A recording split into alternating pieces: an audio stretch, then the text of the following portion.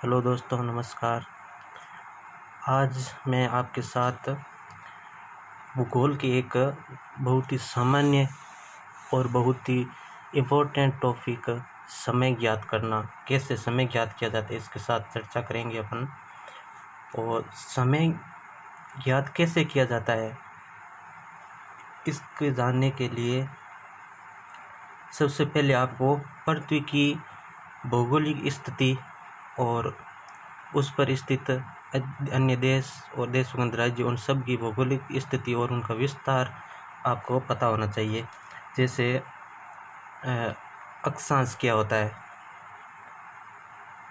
देशांतर क्या होता है, मकर रेखा क्या होती है, कर्क रेखा क्या होती है, इन सभी ये टर्म्स है, इनकी आपको सामान्य जानकारी होनी चाहिए। तो आइए सबसे पहले जानते हैं कि अक्षांश, देशांतर, कर्क रेखा, मकर रेखा, भूमध्य रेखा ये आदि क्या होती है। सबसे पहले पृथ्वी और पृथ्वी की जो आकृति होती है उसको भूगोल की भाषा में जियोड कहते हैं, जियोड। और सामान्य ऐसे देखने में अंडाकार लगती है, लेकिन इसको अंडाकार नहीं बोलकर भूगोल में इसको जियोड बोलते हैं। और पृथ्वी की एकदम मध्य से जो रेखा निकलती है 0 डिग्री पर, 0 डिग्री पर जो रेखा निकलती है उस रेखा को भूमध्य रेखा कहते हैं।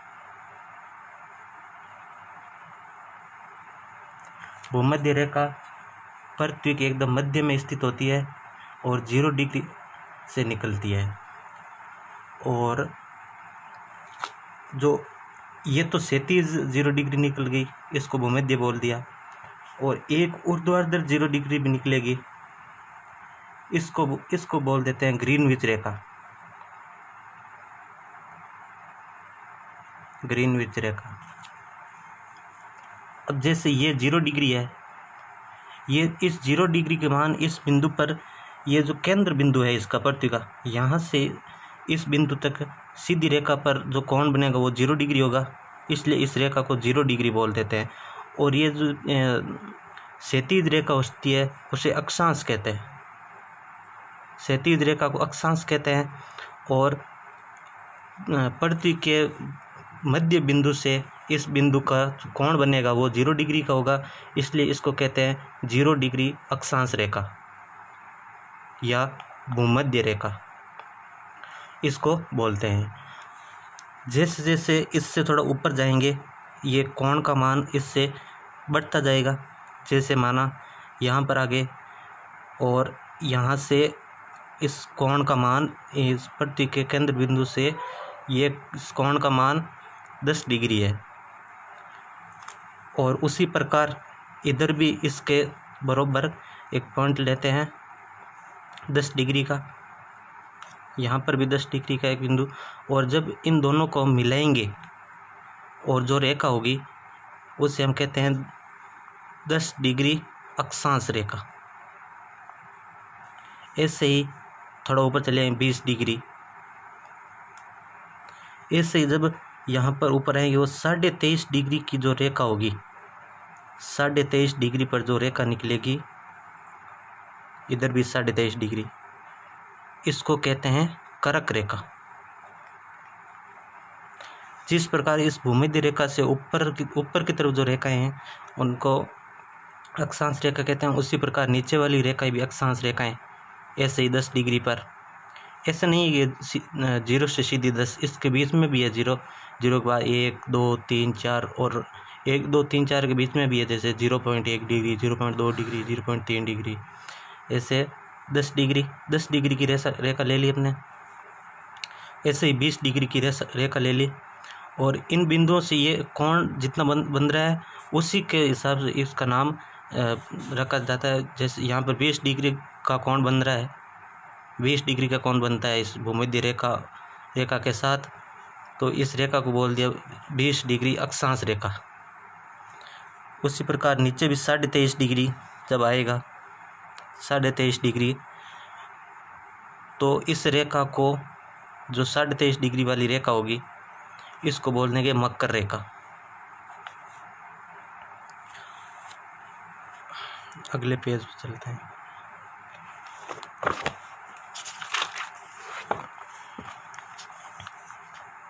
ये पड़ती है इसकी, ये 0 डिग्री भूमध्य रेखा, ऊपर 23.5 डिग्री कर्क रेखा और नीचे 23.5 डिग्री मकर रेखा।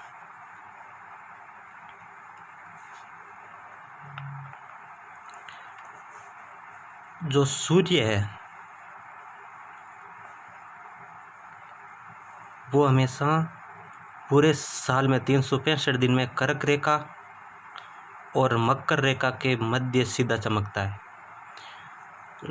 एक समय ऐसा आएगा पूरे साल में कि सूर्य मकर रेखा पर सीधा चमकता है और इधर इसकी किरणें तिरछी पड़ने लगती है, और ठीक 6 महीने बाद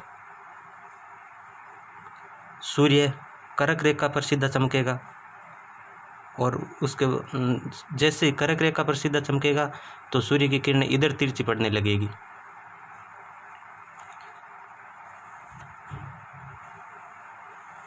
सूर्य की किरणें इधर तिरछी पड़ने, और सूर्य कर्क रेखा और मकर रेखा के बीच ही सीधा चमकता है, न कर्क रेखा के इधर पार करता है और न मकर रेखा के इधर पार करता है और न ही कर्क रेखा के उधर पार करता है। और ये जो क्षैतिज रेखाएं होती है भूमध्य रेखा के समांतर, इनको बोलते हैं अक्षांश रेखाएं। अक्षांश रेखाएं। और ग्रीनविच रेखा 0 डिग्री पर इसके समांतर, जैसे इसके समांतर वो 10 डिग्री 20 डिग्री रेखा है, उसी प्रकार यहाँ पर भी होगी 10 डिग्री रेखा, 20 डिग्री की रेखा। जैसे इनको अक्षांश रेखा बोला वैसे ही इनको देशांतर बोलते, देशांतर। 10 डिग्री देशांतर रेखा, 20 डिग्री देशांतर रेखा। अब जैसे ये भूमध्य रेखा है, इस भूमध्य रेखा के ऊपर वाला जो गोलार्ध है वो है उत्तरी गोलार्ध, और भूमध्य रेखा के नीचे वाला जो गोलार्ध है वो है दक्षिण गोलार्ध। ऐसे ही जो ग्रीनविच रेखा है इसके इधर वाला है, ये है पश्चिमी गोलार्ध, और ये है पूर्वी गोलार्ध। तो ये रेखाएं, ये है पूर्वी गोलार्ध की देशांतर रेखाएं, और ग्रीनविच रेखा के इधर वाली जो रेखाएं होगी ये होगी पश्चिमी गोलार्ध में देशांतर रेखाएं। और जो समय का निर्धारण होता है वो देशांतर रेखाओं के अनुसार होता है। कैसे होता है देखते हैं।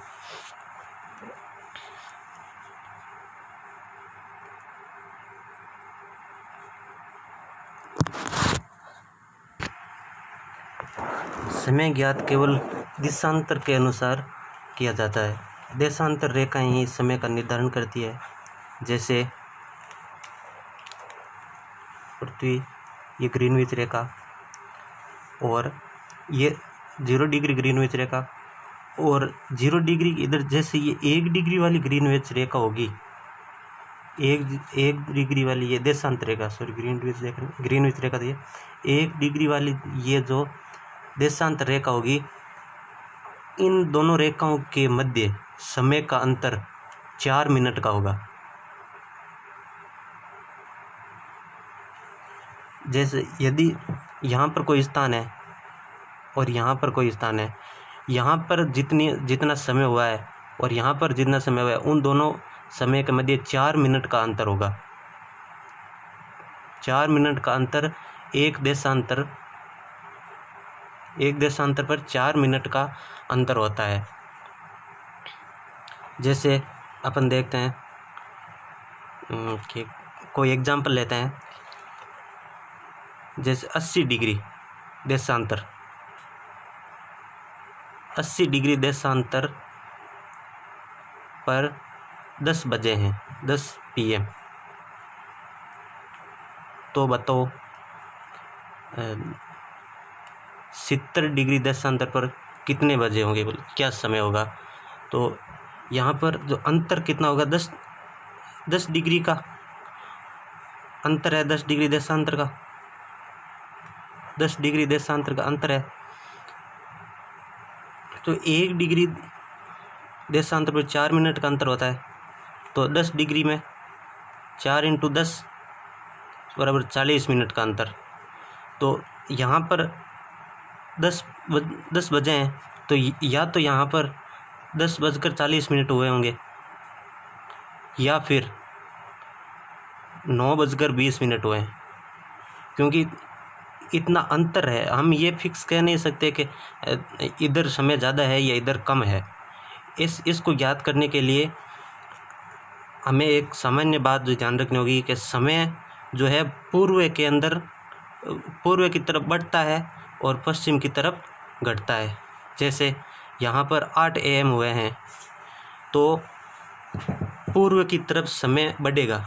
यदि कोई स्थान पर 8 बजे हैं, तो इधर उसी समय, माने ये यहाँ पर कोई स्थान है तो वहाँ पर 9 AM होंगे और इधर समय बढ़ता जाएगा, इधर 10 AM। वैसे ही इधर पश्चिम की तरफ बढ़ेंगे। यदि यहाँ पर 8 बजे हैं तो इधर 7 बजेंगे, इधर आगे जाएंगे 6 AM, इधर समय घटता जाएगा और इधर समय बढ़ता जाएगा। तो जैसे हमें दिया हुआ है कि 80 डिग्री देशांतर, 80 डिग्री देशांतर लगभग यहाँ मानते हैं, और ज्ञात करना है हमें 70 डिग्री देशांतर का। तो 80 से पहले होगा 70 डिग्री और 70 डिग्री देशांतर यहाँ पर। तो ये हमें समय 80 डिग्री वाला दिया हुआ है, 10 बजे हैं यहाँ पर, 10 PM, और 70 डिग्री का ज्ञात करना है। तो इसके पश्चिम में है, तो पश्चिम में समय कम होगा। तो यहाँ पर पश्चिम में 9:20 हुए हैं। ऐसे ही एक और लेते हैं एग्जाम्पल। जैसे